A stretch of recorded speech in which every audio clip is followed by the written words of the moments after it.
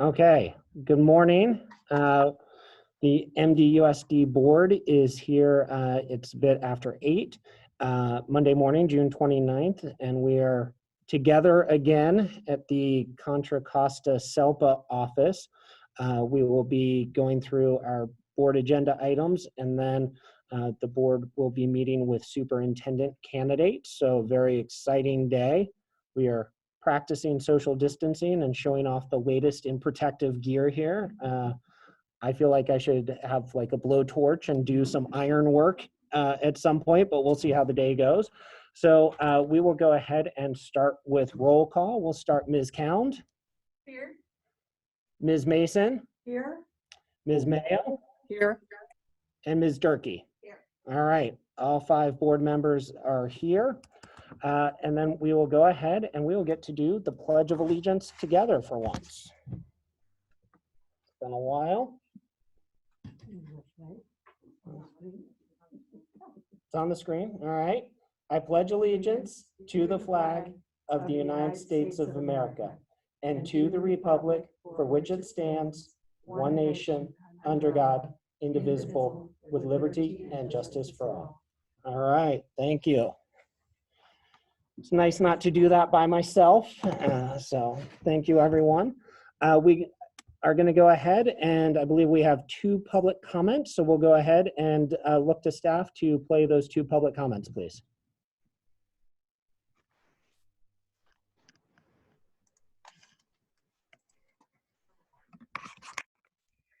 Hello, I hope this is the inbox for a public comment for the Mount Diablo Unified District Board meeting.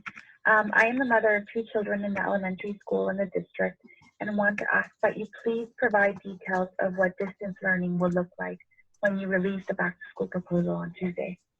Some questions I have are, will there be minimum standards for instruction, like a minimum amount of hours of live direct instruction, or will teachers be allowed to only assign independent work again?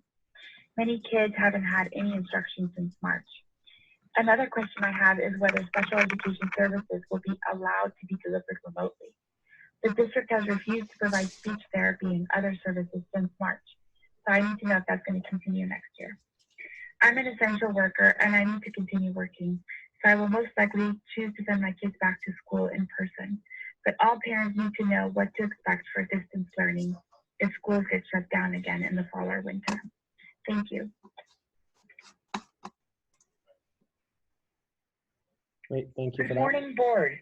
My name is Colleen Vanutri, and I would like to respectfully request that you no longer offer contracts to superintendents that pay an annual salary upon their termination.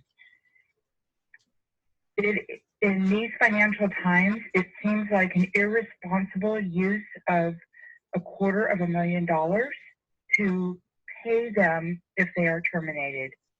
Thank you. And that concludes public comment.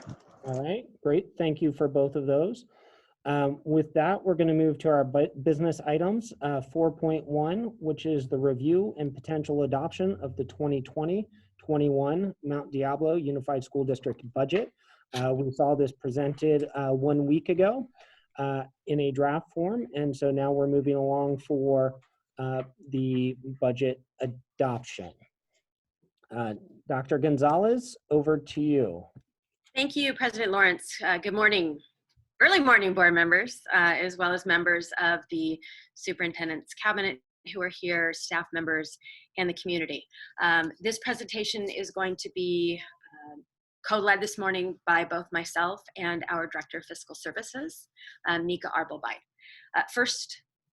Second slide, please. So I'll wait for them to cue that up, and I'm just going to go ahead and keep going.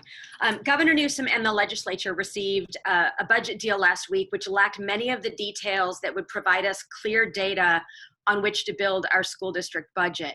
What we do know is that the budget is largely based on yet awarded federal funds. We don't know if, we don't know when, we don't know how much, and we don't know any of the restrictions that those funds will have. If the funds do not come in in the requested amounts, the governor will pass on billions of dollars worth of deferrals, which also means that we won't have the cash on hand to meet payroll, and we will have to secure loans for the upcoming school year. There is trailer bill language that is starting to fill a lot of those gaps, but not timely enough to allow any of the school districts to meet the state deadline to complete our budgets. I'm going on to slide 3 now for board members if you're following along. Our budget is currently based on the governor's May revisions. Those are the May revisions to what he proposed in January for his budget.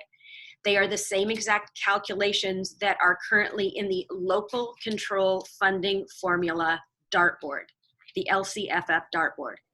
The dartboard, dashboard. It's the other D word. The dashboard is the school district calculator, if you will, that projects what revenues we can expect based on a formula that comes from the state. And we will expect that we will be updating our budget in the August to September timeframe, as this is after the state will be revising its own budget, and we will have more of that trailer bill language in place that we can go ahead and move forward with. Thank you very much. You're on the right spot. I'm going to move to the next slide, please. School district funding is based on average daily attendance from a February date to the prior school year. Our estimates for funding for the 2021 school year will be based on an average daily attendance of approximately 29,160 students. We will still qualify for supplemental funds because we have 48.87% of our students qualifying for free and reduced meals. However, if we increase that number beyond the 55% threshold, we would also qualify for what's called LCFF concentration dollars. They would provide additional funds to support some of our neediest students and programs. The cost of living, or the COLA, for right now is still based on what the state has in the LCFF dashboard. So this is one of those key indicators that we will be looking at when we adjust our revisions. We're continuing to use anywhere from we're continuing to plug in anywhere from 10 to 50% reductions in categorical funding depending on the specific program. This will also be clarified further in trailer bill language. We will receive a slight increase in special education augmentation, which will be an ongoing increase. It will help us reduce our general fund contributions. STRS and PERS, the two retirement systems of our employees, will decrease from what was expected for 2021, but will increase again significantly in the third year of our budget projections. We are going to see a savings of approximately $1.7 million based on the board's approval of the retirement incentive, and we have reduced department and site budgets based on actual spending.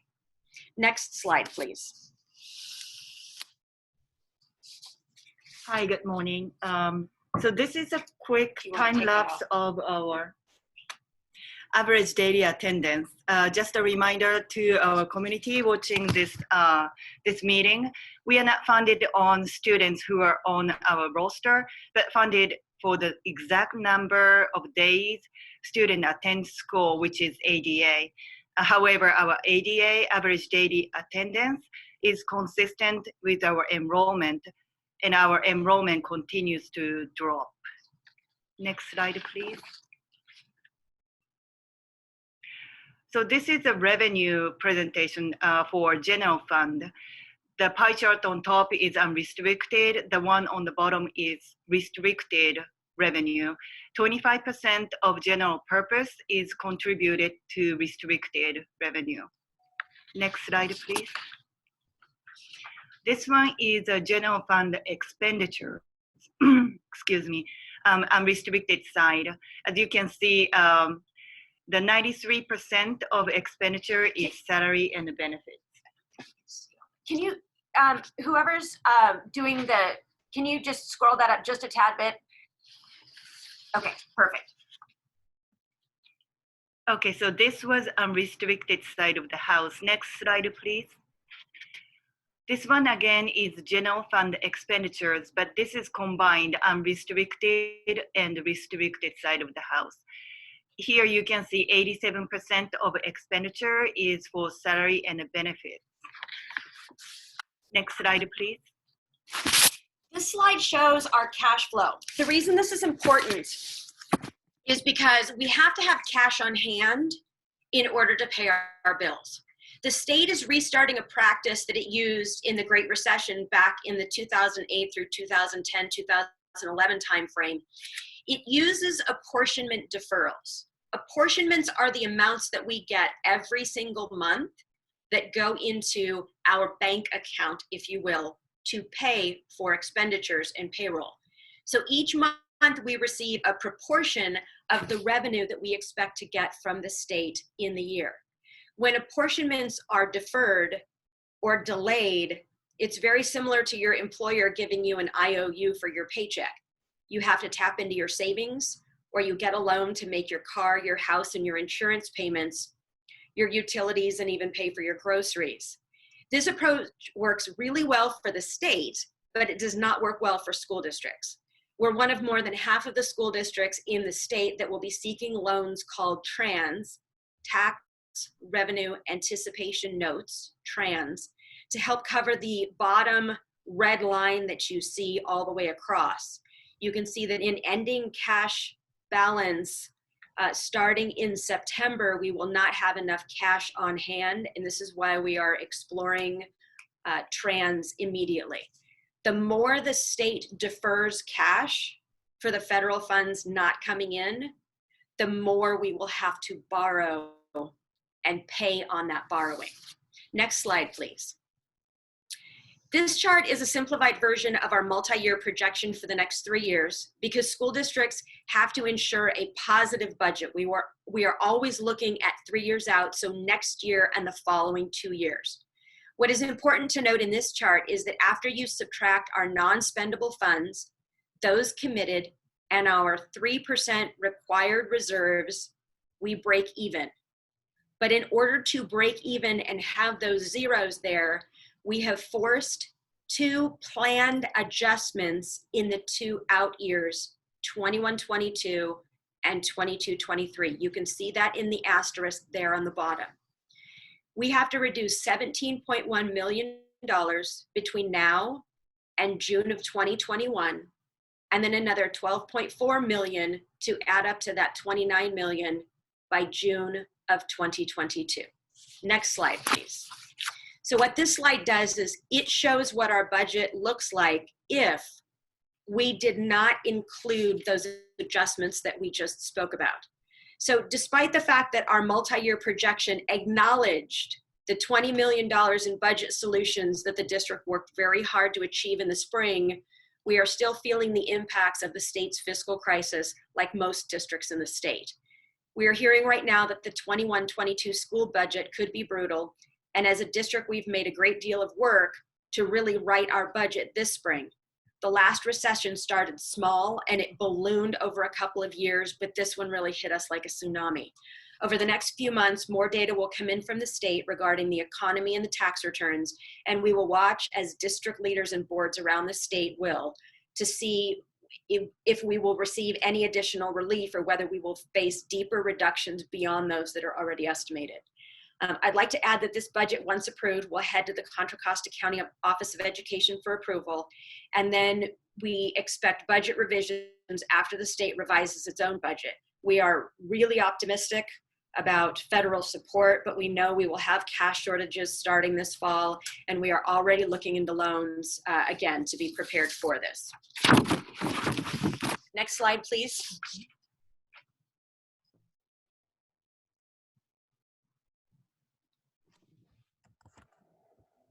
Next slide, please. So for some reason, are these duplicated? I don't know. I think we've got duplicated slides in here, so sorry about that. Here, go down to the next slide. Perfect, thank you. So this is the last slide of the presentation. A huge thanks to our fiscal teams, our school site staff members, and our many departments for their flexibility with ever-changing state data, as well as the Contra Costa County Office of Education and Fiscal Advisor Mike Berg for their support in the preparation of this presentation and budget. Thank you. So at this point, we're happy to open it up for any questions that you might have. Board member questions? Ms. Durkee? Thank you very much for the detail. It's a very clear presentation. Are you able, so they can't hear you. I'll go on mute, and then if you use your microphone or unmute yourself. Okay, sorry. Okay, all right. So first of all, those aren't really duplicate slides. I know going quickly they look the same, but I think very wisely you're showing the difference of, having those reductions and not having those reductions. So I think that's an important piece that you have in there. Thank you for that. So I have actually just two quick questions. I actually sent them in, but I know there hasn't been a lot of time. On the multiple year projection, I have the more detailed one that I think maybe it was provided to the Budget Advisory Committee. Yeah, that one. And so I had a question about, it's under expenditures B, and it's number 8, and it's other outgo. I just didn't totally understand what that was because it changes dramatically.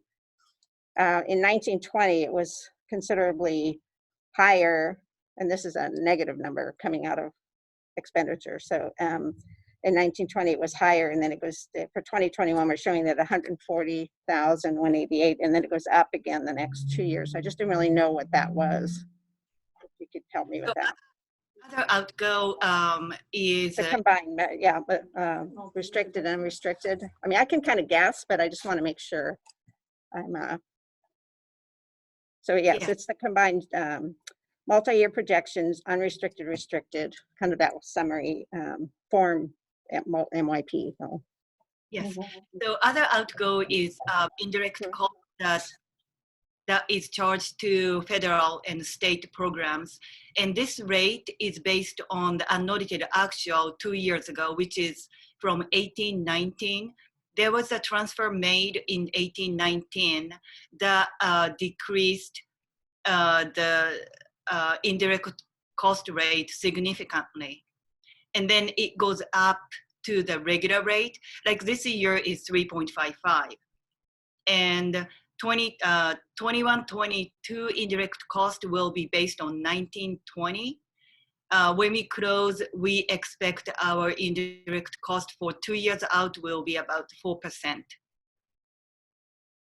So something happened in 1819 is causing the drop in indirect cost rate in 2021. Okay, so thank you. That's helpful. I have one more question. So we have also 3.02 million in 2021 coming out of the fund balance, which for it just says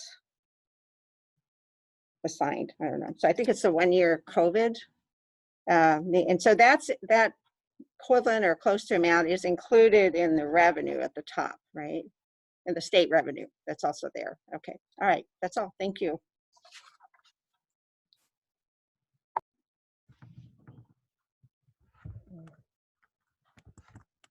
Are you back on mute? Well, no echo, so we're good. And so this is an action item. Do I have a motion on the budget?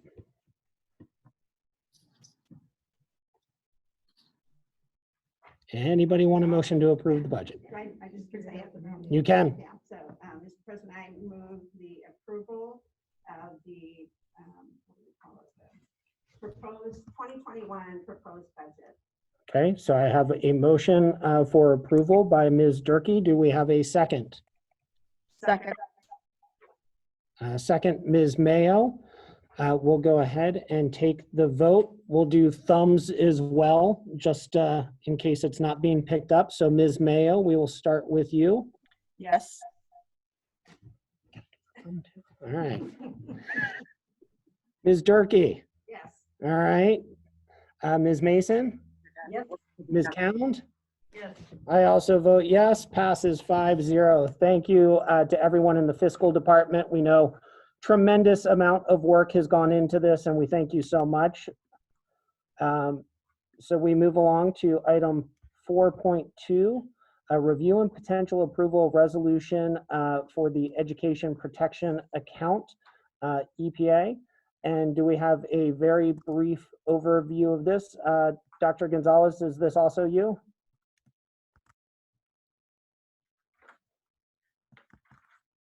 Perhaps it's not.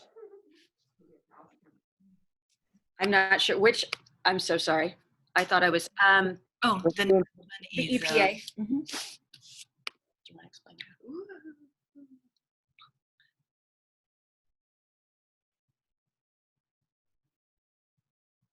do we want to explain?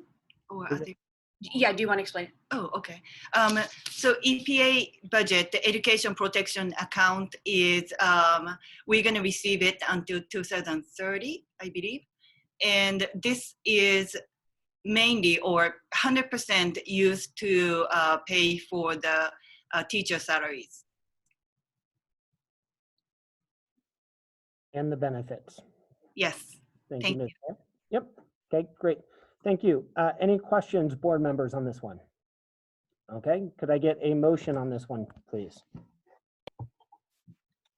Mr. President, Okay, let me have this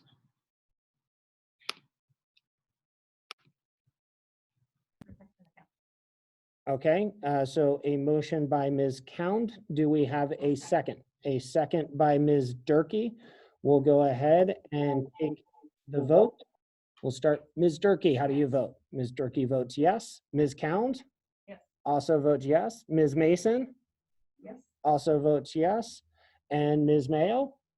Yes. Also votes yes. I vote yes. Item passes 5-0. I do, between the mask and the thumbs up, I feel like a gladiator. It's very exciting. All right. Now we move along to a public hearing for Senate Bill 858, excess of minimum reserve requirements. And so we will go ahead and we will open the public hearing. We do not at this point have any public comment on this one. So we have opened the hearing. And any public comment? Any board comment? I will go ahead and close the hearing on this one. And then we are looking for action on this as well. And Dr. Gonzalez, is this also you with a brief just explanation of what this one is? Or do we just go based on what we have in our docket item here? Mika will go ahead and explain it. So this is the for above 3% requirement. So in 2021, we have the ending fund balance more than 3% of reserve requirement. And this is explaining what those are assigned. Some are restricted, some are petty cash and stores. And 200,000 is for unpaid student meals, and the rest is for compensatory education. Okay, great. Thank you for that. And so do we have a board motion on this one for the excess of reserve requirements? Or do I just, I don't know if we need to actually vote on this. We do? I believe so. It says action, but it just says hearing, so it doesn't say adoption of it. But let's, in an abundance of caution, I would suggest we go ahead and adopt it as well, if someone would like to make a motion.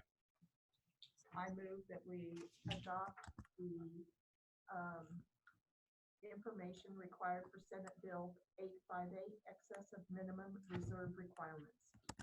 Okay, motion by Ms. Mayo. Do we have a second? Second by Ms. Durkee. Ms. Durkee, how do you vote? Yes. Ms. Durkee votes yes. Ms. Mayo Yes. also votes yes. Ms. Mason? Yes. Ms. Count? Yes. Okay, I also vote yes. Item passes 5-0. So thank you, everyone. So now we move along to some very exciting, the next 5 items, which I believe Ms. Sachs will be introducing for us, which is the appointment of 5 elementary school principals, starting with the principal of Sun Terrace. Ms. Sachs, over to you. Absolutely. Good morning, everyone. This is very, very good news. After an exhaustive interview process, we went through quite a bit of screening. We actually had a very large pool of individuals interested in these positions. So we're very happy to bring these forward to the community and for review this morning. So for Sun Terrace, we are pushing forward for appointment Ronald Little. Just a little bit about Ronald. He's been an educator for the last 9 years. He has taught basic math at the middle school level, as well as algebra and geometry at the high school level. He began his career at Mount Diablo in 2012 at Riverview Middle School, where he taught basic math and Project Lead the Way for 4 years. During his time at Riverview, he also served as vice principal for summer school, was the 6th grade team lead, and led the multicultural club. In 2016, Ron became the vice principal for Concord, Summit, and Prospect High Schools and Horizons Independent Study. In 2019, he became the vice principal of Summit Continuation School. His experiences include partnering with community groups to create leadership systems for Summit students and writing a group specifically targeting Summit High School English learners. In addition to his administrative credential, Ron has a master's degree in education from UC Berkeley and a single subject foundational level credential in mathematics and a bachelor's of science degree in business administration. So we're very happy to bring Ron Little forward as the principal of Sun Terrace Elementary.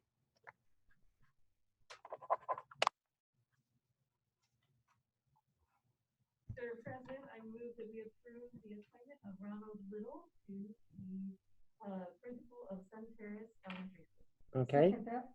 All right. Thank you, Ms. Cowan, for making the motion, and a second by Ms. Mason. Ms. Mason, how do you vote? Yes. Ms. Cowan? Yes. Ms. Durkee? Yes. Ms. Mayo? Yes. Ms. Mayo also votes yes. I vote yes. Item passes 5-0. Congratulations, Ron, and go Bears. Excited to have you. So thank you, Ms. Sachs. Let's move along to the next item, which is for principal of Mount Diablo Elementary School. So for your this morning, we have Catherine, otherwise known as Katie Sanchez, as the candidate for Mount Diablo Elementary School. Katie started her career in Mount Diablo actually in 2016 as an elementary school teacher. She taught at Hidden Valley, Sequoia Elementary, as well as Meta Homes Elementary. In 2014, she joined the Martinez Unified School District, where she served as the vice principal at Martinez Junior High. Katie has training in Universal Design for Learning and project-based learning. She is a trainer and facilitator of G Suite or Google Suite for Education and completed the ACCEPT Principals Academy in 2019. In addition to her administrative credential, Katie has a Master's of Arts in Curriculum and Instruction from Brandman University and a Bachelor's of Science in Recreational Administration from Chico State University, in addition to her multiple subject credential. Katie prides herself in being extremely comfortable in communicating and collaborating with others, with employing technology and maintaining facilities, with overseeing budgets, and with implementing programs that will give the greatest benefits to our students. So I'd like to recommend Catherine, i.e. Katie Sanchez, for principal of Mount Diablo Elementary. All right. Do we have a board member to make a motion? I would move that the board approve Katie Sanchez as principal of Mount Diablo Elementary School. Okay, thank you, Ms. Mayo. Do we have a second? I'll second. Okay, motion by Ms. Mayo, second by Ms. Durkee. Ms. Durkee, how do you vote? Yes. Ms. Durkee votes yes. Ms. Mayo? Yes. Ms. Mason? Yes. Ms. Cowan? Yes. I also vote yes. Item passes 5-0. Katie, welcome back and congratulations. All right, we move along to 4.6 for Bancroft Elementary. Bancroft Elementary. We're happy to bring forward Cynthia Dunn as a candidate for principal of Bancroft Elementary School. Cynthia started her career in education in 1996 as a substitute teacher in Southern California. She taught middle school for 7 years in the Norwalk-La Miranda Unified School District. From there, she moved to elementary school in the same district and taught for an additional 9 years. In 2013, she began her administrative career as an interim principal, followed by 2 years as assistant principal. For the past 4 years, Cindy has served as an elementary school principal in the Palm Vista Elementary, at Palm Vista Elementary and Morongo Unified School District, which is down south. In addition to her administrative credentials, Cindy has a Master's of Science in Education from National University and a Bachelor's of Science in Child Development from Cal State Fullerton, in addition to her multiple subject credential. Cindy has served as BITS's support provider and iReady trainer and has received the PTA Honorary Service Award and is a PBIS Silver Award recipient in both 2017 and 2019. So we're very happy to bring Cynthia Dunn forward as a principal candidate for Bancroft Elementary School. All right, thank you. Do we have a board member to make a motion for Cindy for Bancroft Elementary? Okay. President, I move the approval of Cynthia Dunn as principal of Bancroft Elementary. Okay, thank you, Ms. Durkee. Do we have a second? Second. Second by Ms. Mayo. Ms. Mayo, how do you vote? Yes. Okay, thank you, Ms. Mayo. Ms. Durkee? Yes. Ms. Cound? Yes. Ms. Mason? Yes. I also vote yes. Welcome to Northern California and congratulations, Cindy. We're excited to have you. With that, we move along to 4.7, which is principal of Woodside Elementary, Ms. Sachs. Being brought forward this morning is Joseph Alvarez as candidate for Woodside Elementary School. Joe has been in education for over 20 years. As a bilingual and biliterate educator, he started his career as an elementary computer teacher in Esparto, California. He taught as an intervention teacher at Francisco Middle School and San Francisco Unified, and as a business and computer teacher at Heald College. He has taught ELD, was a computer teacher and counselor at Pittsburgh High School. Additionally, his teaching career has included teaching at St. Mary's, Tortora University, and Concordia University. Joe's administrative career started in 2007 in Mount Diablo as vice principal for Ignacio Valley High School, where he served for 4 years. In 2011, he became principal at Black Diamond High School, an alternative setting in Pittsburgh Unified. And in 2014, he became the director of student services for Napa Unified. In 2016, Joe returned to Mount Diablo as principal for College Park High School. Joe recently completed the AXA Personnel Academy, as well as West Ed 2-year high school professional development academy. He's attended AXA's Curriculum and Instruction Academy and completed Michael Fullen's Transformative Leadership in a 3-year collaboration with UC Davis. In addition to his administrative credential, Joe has a pupil services credential from St. Mary's and a CTE credential from UC Berkeley. He's very excited to take on this new opportunity as elementary school principal. So I'd like to bring Joseph Alvarez forward as a candidate for the principalship at Woodside Elementary. Thank you. Board members, is there a motion?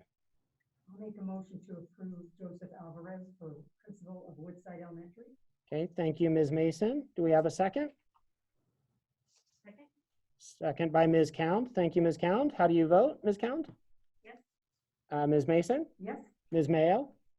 Yes. Ms. Durkee? Yes. I also vote yes. Item passes 5-0. Congratulations, Joe. Thank you for your continued service to our district. And we move along to our final potential appointee, which is over at Silverwood Elementary. Ms. Sachs. Last but not least, we'd like to bring forward Kia Nesbitt as candidate for principal at Silverwood Elementary. Kia has been an educator for almost 20 years with experience at the elementary, middle, and high school levels. She began her career in 2001 in Chicago as a teacher where she taught 4th, 5th, and 8th grade. In 2004, she joined Mount Diablo as a 4th grade teacher at Monty Gardens. She then moved to Bel Air and taught 4th grade for 2 years and middle school for 4 years, with 1 year at Diablo View and 3 at Oak Grove. Since 2013, Kia has served as vice principal at Ignacio Valley High School. Some highlights of Kia's responsibilities include coordinating 504s, SSTs, the WASC, which is a high school accreditation process, mentoring new teachers, and providing support to parents. In addition to her administrative credential, Kia has a Master's of Science from Cal State in Educational Leadership and a Bachelor's of Science from Chicago State University in Elementary Education. Kia is motivated by a basic sense of dedication to helping all students achieve their academic goals and is very excited about this new challenge. So I'd like to bring forward to you Kia Nesbitt as principal candidate for Silverwood Elementary. Okay. Move to approve the appointment of Kia Nesbitt to principal of Silverwood Elementary. Okay, thank you, Ms. Cound. Do we have a second? I'll second. Second by Ms. Durkee. Ms. Durkee, how do you vote? Yes. Ms. Cound? Yes. Ms. Mason? Yes. Ms. Mayo? Yes. I also vote yes. Item passes 5-0. Congratulations, Kia. And with that, we've got 5 fantastic new elementary principals. Thank you, Ms. Sachs, and to everyone involved in the selection process, to our parents, our teachers, our staff members, everyone who helped us through this really exciting process. And as you mentioned earlier, I heard it was a very, very strong pool, lots of great candidates, and very excited about who we have moving forward. So thank you for that.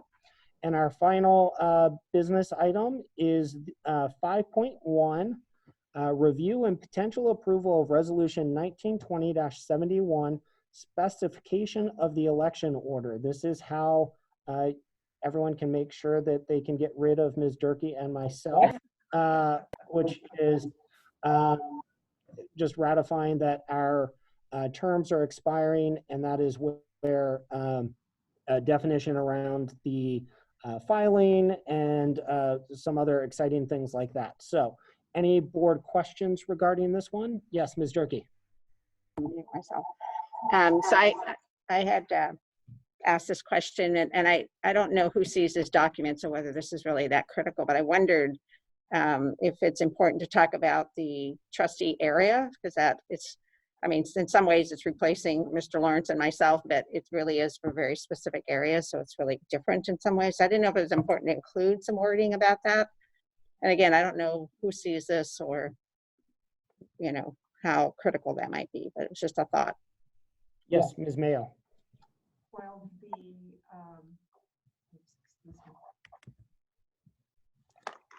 Well, this document, this is the directions to the county office of the county elections department. All the information of the county elections department does define the areas and present which areas are up for election. So the document that's already available to the public from the county elections department addresses what you've indicated. I'm not sure that I've seen it in any other resolution from our other areas that have this designation the same as we do. So. I think it's more an administrative thing that the county requires right. entities to do. I do have one question, however. In number 3 in the resolution itself, it says shall/may. My question for staff was whether or not the may needs to be struck in the resolution. I appreciate the question that came up with regards to that. In order to be aligned with the very first sentence, which is that the candidate will pay for the candidate's statement of 250 words, I do believe that would be appropriate that we do cross out the may and have it be the shall. Okay, thank you for that, Ms. Sachs. Yes, Ms. Cound. So on that same number 3, I think this is just a typo perhaps, but the pricing for area 3 says $488 and 801. So I wasn't sure if that's 80 or 81. Question. I will need to ask Laura Juranic. I see that she is on the call. I believe it's 0.80, but what we can do is just make sure that it's 80 instead of 81, so that the 1 cent will make sure that we get that updated. Thank you for that. Thank you. Any other board questions? then would someone like to make a motion considering the filing cost might be slightly revised by a penny give and take, and the suggestion that the sentence in item 3 would read, the candidate shall pay the estimate. And actually, I think that should be estimated cost at the time of filing. Would someone like to make a motion to that effect? Laura has messaged us that it is 8:00. She already checked. Okay, great, thank you. So it's 8-0. So we'll drop the fraction of the penny there and update that. But would someone like to make a motion? Mr. President, I move the approval of resolution 19/20-71, specification of the election order. Okay, Second. all right, thank you, Ms. Durkee, for making the motion, Ms. Mayo for seconding. Ms. Mayo, how do you vote? Yes. Ms. Durkee? Yes. Ms. Cound? Yes. Ms. Mason? Yes. I also vote yes. Item passes 5-0.